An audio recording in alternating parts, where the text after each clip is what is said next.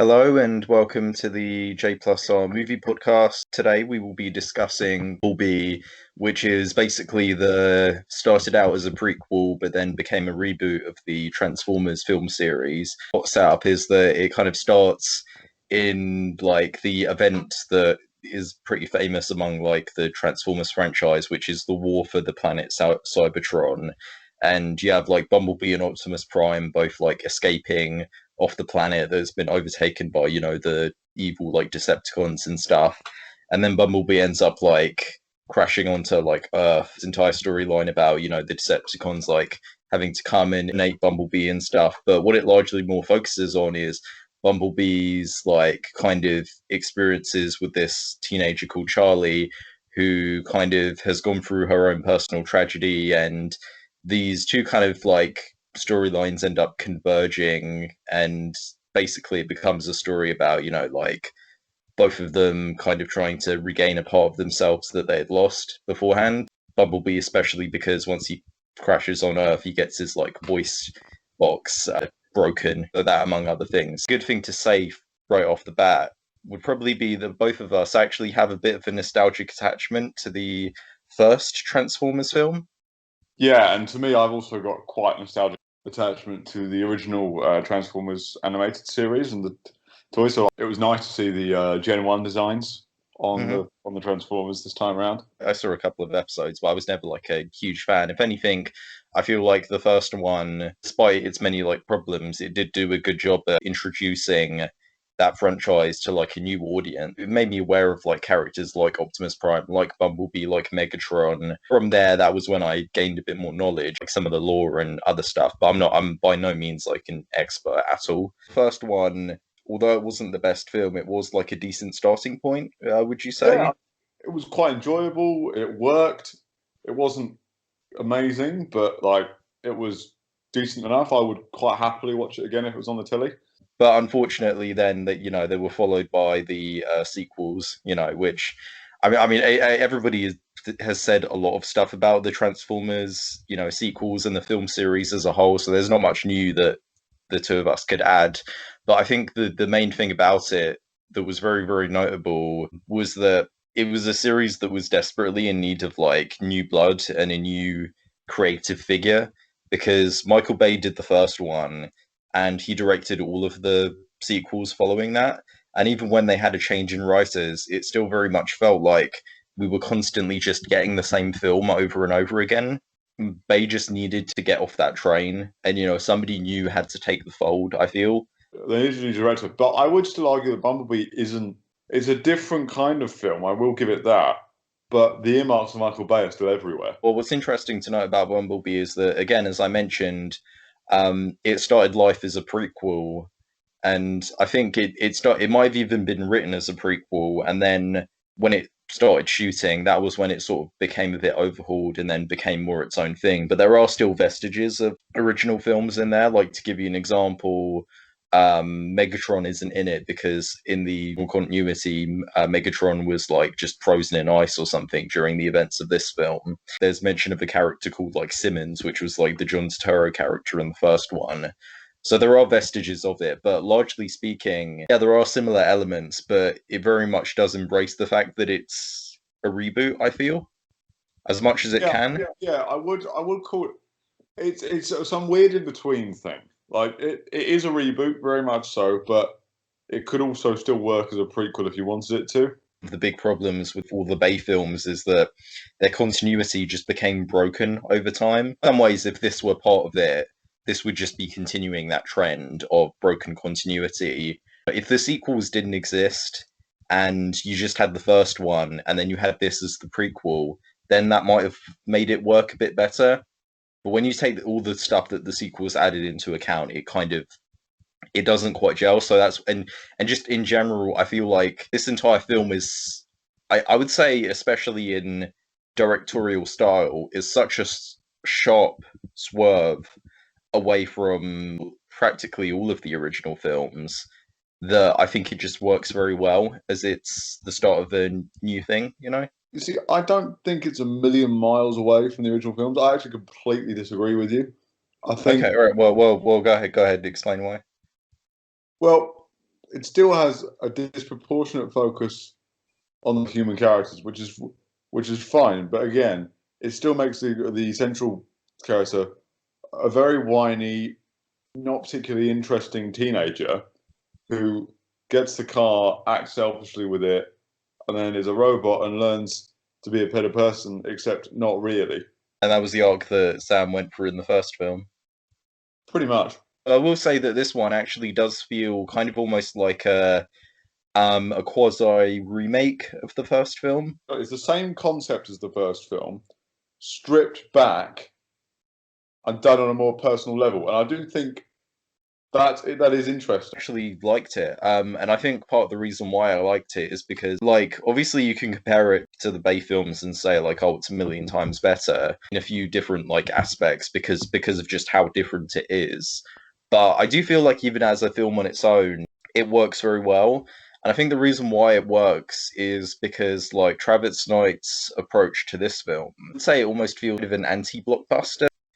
Because although it has a high budget and some action scenes and a somewhat big climax, for the most part, it downplays it to the point to where I think in between the first 10 minutes and maybe the hour mark, there's not really an action scene. And what I think is good about that is that means that he can purely justice on the characters and their relationships with each other and the story as well. I agree that that's a better directing choice, and I like.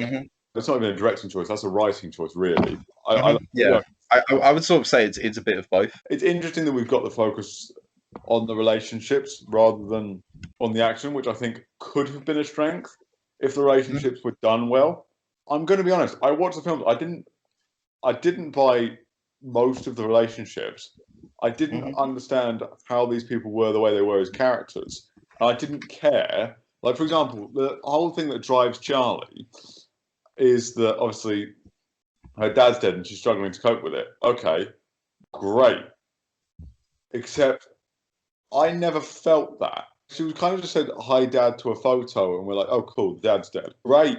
I mean, yeah, don't get wrong. It's really sad. I get that. It doesn't seem like a recent thing. I mean, the mum has since moved on, got married to a stepdad. I doubt that happened within 6 months. If she's still there, like this much of an insufferable bitch, don't go. Losing a parent is really sad. So it's obviously awful. It obviously really affects you. But that's not an excuse to be awful to your family.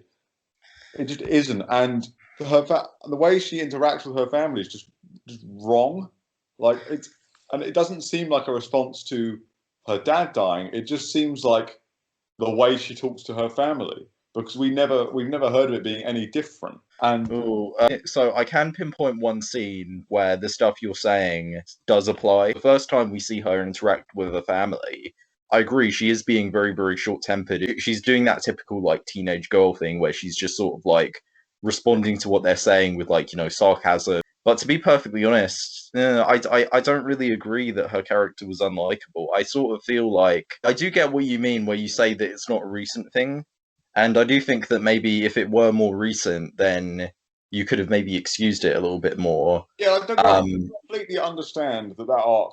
I get that that's why her character was the way she was. I get that, but it doesn't do anything for me because we don't really get to understand her relationship with her dad, not really, and because we don't understand what that was like, I've got nothing that I can empathise with because I don't know how she was with her dad. We assume, but we don't see the whole thing, and I'm not saying you've got to see it, but like watching the Batman films. Sorry, that's just the biggest example of dead parents I've got in my head. You either learn so little about their relationships, and he's functional to the point that it doesn't matter. Batman Begins, where it was still like he's super affected by it.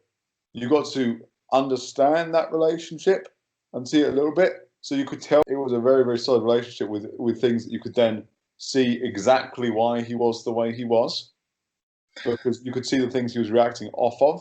And with her dad, you don't get anything beyond one generic home video, which isn't enough. I'm sorry, it's not. Because that video isn't them interacting properly, or that it's her diving off a thing and him going, great job. Like, yes, we're going to assume that he's supportive. but the mother isn't exactly unsupportive. You know what I mean? So it's like I don't get. Yes, because I haven't lost a parent, and if that is fair enough. But Oh, no, I don't agree with any of that. And I think part of the reason why I don't agree is because I think it's just a matter of perspective, personally. I think, like, because from my perspective, I don't think we need that. I don't think we need, like, I don't think we need to see a scene. I think we well, need to understand that relationship to yeah, understand. and for me, and I did, even like, yeah, it was a bit vague. Like, I don't even need to like have an idea of the relationship. I personally just find that compelling enough on its own. A person has lost a significant other and it's still affecting them. For me, I feel like that's dramatic enough on its own.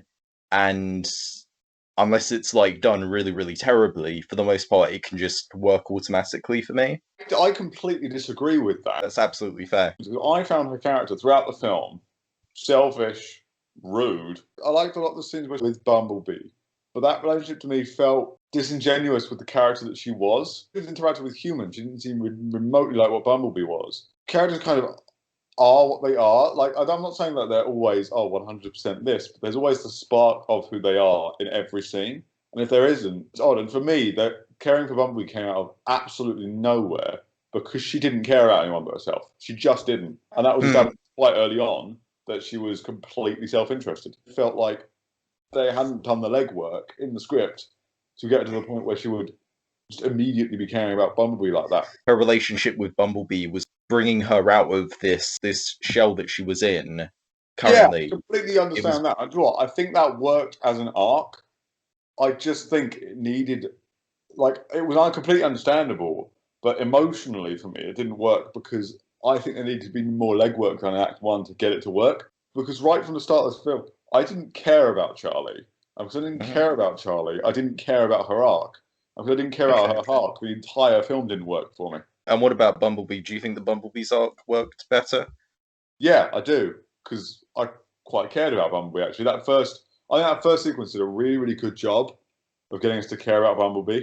So it showed how dire his situation was, dumped him on Earth, immediately tested him too hard for him to handle, got him to get out by the skin of his teeth and put him in a massively compromised position. Like, I was immediately like, oh my God, what's going to happen to Bumblebee? Because I'll admit, the first 10 minutes, I was engaged. If we're going to in any way compare it to like the Bay films, did a good job at immediately, right from the beginning, swerving us away from the formula of the Bay films and instead basically just opening on a scene that I think fans had probably wanted to see for years, the actual War of Cybertron, which I don't think was ever properly visualized in the other films. You could argue that's kind of fan service, but it does set up the story very well. It really helps about that scene as well is that it kind of helps transition us from hints of a wider universe to a smaller story. It takes the focus away from the War of Cybertron while still letting us see it in glorious detail to Bumblebee's own survival. And it does set up the antagonistic forces in the film quite quickly and easily. I think it was smartly done and good writing. Like, there are parts of this film I liked. To talk about the direction, I'll start with the anti-blockbuster stuff that I was bringing up earlier. Aspect ratio felt a lot more boxed in and small. It didn't feel like cinematic widescreen as such. It felt a bit, I hesitate to say older, but older. I wouldn't say it felt older, but I would say it felt smaller. It was fitting with, like, the smaller scale of the film. So that choice, and combined with the way that he overall, like, shoots the film, it's a lot less kinetic than Bay style. You could argue it's a bit more, like, standard, but I would say it's just a bit more smoother. It's a lot more visually pleasing as well. And one thing I do appreciate about the way that he directed it is it kind of has a more classical feeling to it, the film. What I found, like, it takes like simple situations and it explores them to the point. It doesn't blow them out of proportion, which I found quite interesting. The emotional responses, while I didn't get them sometimes, they always felt in proportion, which was good. The perspectives in the action were well chosen because you stayed with the character getting piled on. The big mention of praise is that the action scenes are actually very well handled, especially like the stuff in the climax, because that easily could have looked terrible. The entire thing was like set at night, and I feel like a lesser director would have just made that scene comprehensible and hard to follow, but it's actually a very easy to follow sequence. and it still gets to feel really intimate. I think the performances, while I don't like the character choices, generally work. So in terms of the stuff that you were talking about, Charlie, maybe I just didn't feel it because I thought that Haley Steinfeld was really great. Steinfeld just raised the quality of the writing for me, and she actually made that character not unlikable. I thought the performance was fine. I didn't think it was special. I didn't think it was particularly good. But I also didn't think it was particularly bad. It was just kind of, this works and you're doing your job. I didn't really connect with John Cena's character. Him and his character was one of the prizes of the film for me. Sorry, I'm gonna have to compare it to the Bay films again. One of the problems that I kind of picked up on was that they'd often get these really overqualified actors to sell this really silly material. With Cena, I felt that him combined with the material that he was given kind of worked, and it made for a character that wasn't deep or anything, but was really enjoyable whenever he was on screen. That first scene where they're doing that training exercise and he's constantly shooting the guy with the dart whilst pretending that it's malfunctioning, stuff later on as well, made for a character that was very cheesy but was very fun to watch, I would say. I would say the opening was fun to watch, and I liked the fact that he was so hardline, but it just, I don't know, for me, I'm not sure if it was a performance thing or again it was a writing. To be fair, I think it might have just been a writing thing. I kind of sat there with his character I don't know, I feel like he would have fought a lot harder to be no, we're not fighting with Decepticons because they're the same sort of robots that blew us up. What the fuck are you doing? And he does only complain about it in that one scene, and for the most part, he just sort of goes along. And only at the end, when he's more explicitly told about it, does he actually get in a helicopter and fight against it. He almost acts like they betrayed us, and I was like, you didn't trust them in the first place. Why is this a surprise? For me, I think what they were more going for was that as much as he felt that, he was also just a guy following orders. One thing that was a little bit confusing was how much he did or did not trust Bumblebee. In that opening sequence where he where Bumblebee lands for the first time, he has those moments where at first he's like, oh shit, and then him and he's leading his troops to fire on him, and then Bumblebee has that moment where he says oh, I'm not a threat, and he almost seems to be actually listening to him, and then obviously it gets interrupted, and that moment is never quite revisited, so we don't really have an idea of whether or not he actually believes that Bumblebee is a threat or not, or whether or not he just views all aliens as a threat. His character was a little bit underdeveloped, and maybe we could have actually understood what was going on in his head. But I do feel in the moment, just certain scenes with him, I thought were compelling. In the moment where he is chewing his other people out for trusting the Decepticons, I actually thought was almost felt a bit metaphorical. It almost felt like he was acknowledging a common thing in, maybe not in Transformers media, but in stuff like that, for the Decepticons to be able to fool people. And he's they literally call themselves Decepticons. Yeah, no, I'm with you. Cinematography. I think one thing this film has in spades is that it is really colourful and fun in that way. I really liked that about the film. You're right, it does add this sense of fun to it where it can work. I didn't feel like it was trying to make it too realistic. It was just trying to tell a believable, decent story. And for me, that kind of was reinforced by that, and it made me not abject hate the film. I mean, obviously it's appropriate for the Bumblebee character and how he looks, but it was a very bright, appealing looking film. And it also sort of echoed film of the 80s, because obviously it has the 80s setting, and it's very, very clearly influenced by stuff like E.T., and it's got a very heavy 80s soundtrack. I feel the way that it was filmed almost fit in with that style. Style of the Bay films would not fit in an 80s setting, I would say. I want to talk about the soundtrack as well, because that actually... About the soundtrack, because I think we might have different opinions on it.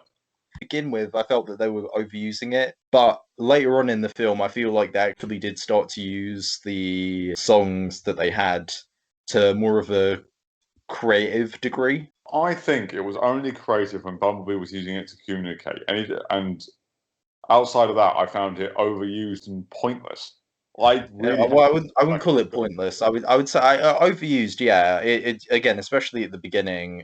Because at the beginning there are a few instances where they're just kind of playing one song right after the other. In terms of soundtracks in films, that's one of the things that I don't like. I don't like it when you're just getting a song and then you get another song and then you get another song, because then it just sort of feels like you're listening to a playlist. But then later on, that's when they more show Bumblebee using it, and that's mostly just when it's used. I think I can't think of an instance where it's used outside of that. I felt like songs were going one into the other because they didn't have a better thing to transition it with. For me, that just wasn't interesting. Sort of able to just like look past it. And again, look at the instances where they did use it to actually go along with like the characterization. Obviously, when it's showing like, Bumblebee trying to like diving bit when he plays like the touch. I think towards the end was probably the best one because it was both like a callback to an earlier scene of him watching like the Breakfast Club and the ending bit of that. And also, it was conveying. It was in some ways. It was interesting because in some ways it was just literally conveying what Bumblebee wanted to express. But the fact that he is a robot that can, at that point, only communicate with a radio gave it a sort of endearing quality. I'm talking about the use of, "Don't you forget about me" at the end. I think that was a good use of the soundtrack. It did provide a through line, even if they did just piggyback off of Breakfast Club. For me, it just felt like place setting and going, it's the 80s, guys. Do you remember? Yes, I remember. Thank you for reminding me. Didn't need it. To me, it didn't have much of an emotional impact for most of the film. And because it didn't do that for me, I didn't like hearing the soundtrack. And it didn't always have too much to do with what was actually on screen. I don't know about that. I thought there were some scenes where it was like very appropriate, where it was playing "Everybody Wants to Rule the World" as like they were driving, standing out the top of like Bumblebee. There were some scenes where it was just kind of Charlie walking from one place to another, and over it there was a recognizable 80s hit. Early on, they was just sort of trying to spice up the film by adding a song. Talking about it now, I'm thinking the reason I've got such a problem with this film is because the first part with Charlie, the setup to get us interested in her and get us interested in the on-Earth style, for me, fell flat on its face. And because of that, I completely lost respect for the rest of it. I almost feel like I'm mourning the film it should have been than enjoying the film it actually was. I don't think the film started out differently to what it then became. I think the film was fairly consistent. Despite the lack of action that was in it, I also felt that the film had a sense of tightness about it. It was quite a lean film, and I did appreciate that. It didn't overstay its welcome particularly. It was as long as it needed to be, told its story, and got out. The only reason it felt long to me is because I didn't like its story, but I knew that in the first place. It would be easy to use the less action-heavy, the less like big grand story as an excuse to make it too long. It overall managed to like tell its story in probably the most streamlined fashion that it could, while still giving us scenes of like, Charlie and Memo interacting or scenes that, are kind of necessary for like the drama of the film. It just resulted in a film that worked as a standalone experience, but also opened up the door for this kind of new world that they've established to continue and tell other interesting stories. It was a good launching point. I hope the human characters are more interesting if they do more. I just hope for a better first act, because for me, that's what sunk this film for me. It's its first act. You say the opening both set your expectations up too high and then set them too low? Yeah, contrast bit for me too early, and because it set up that contrast too early, I didn't feel like investing. All that drama I thought was very effective. Stuff just worked for me. If I did have a flaw, it's that her family could have maybe gotten a bit more like screen time. Like they were slightly there for the drama, but they were more like kind of comic relief. And I feel like they could have like given them a bit more drama to make their appearances more like meaningful. There could have been a more believable and intimate relationship between the two of them that would have then really helped it, I found. That's just one where maybe we could have got more scenes with them, or more serious scenes to kind of counterbalance the more like humorous scenes. Yeah, because in the way that they are in the family, I found them the equivalent of the Witwickies, who I did not like in the originals. Yeah, I thought they were much less insufferable than those characters. I thought the humor with them was, I wouldn't say like hilarious, but I would say funnier than those characters in the original film. And like in this one, the parents actually they didn't do that annoying, embarrassing parent stick, and they kind of did it with the stepfather, but it was more just like his sort of well-meaning attempts to be a nice guy and be a good father, but she was just rejecting him and stuff like that. Charlie was doing that. I actually found the stepfather to just be a clueless idiot that was kind of just exploited for comedy value and nothing else, and that bored me. And then I found the child insufferable, and the mother just seemed really off to me. To talk more about the Transformers as well, I thought they were done well, and because one like good element of the film is that they just cut back on the amount of characters as well. In terms of the humans, there's less of them, but with the Transformers especially, there's only a few major ones that we focus on.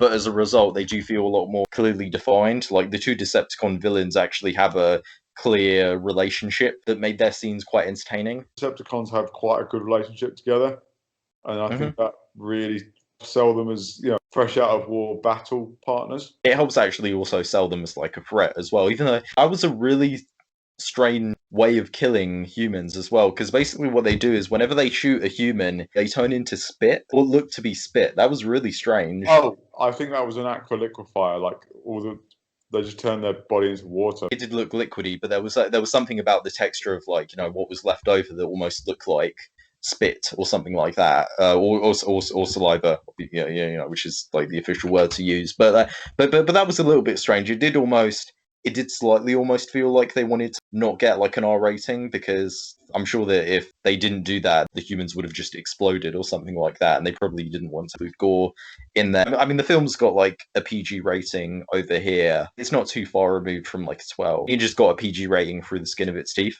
It doesn't feel particularly like kid friendly. It does feel lighter. There's stuff in it that a kid probably wouldn't understand in terms of the whole drama and the grief aspect. I don't think a kid would necessarily grasp that. I think you'd need to be more like close to Charlie's own age, to do that. Overall, I didn't like the film. I really don't think that the second half of the first act worked, and because of that, I didn't buy into the rest of the film and didn't work. There are good things about it.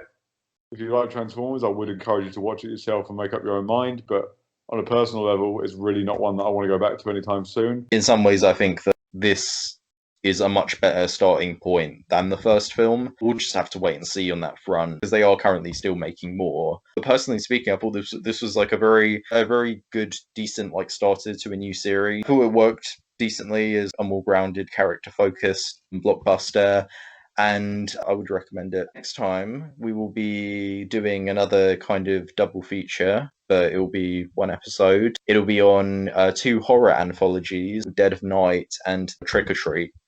Yeah, cool. See ya.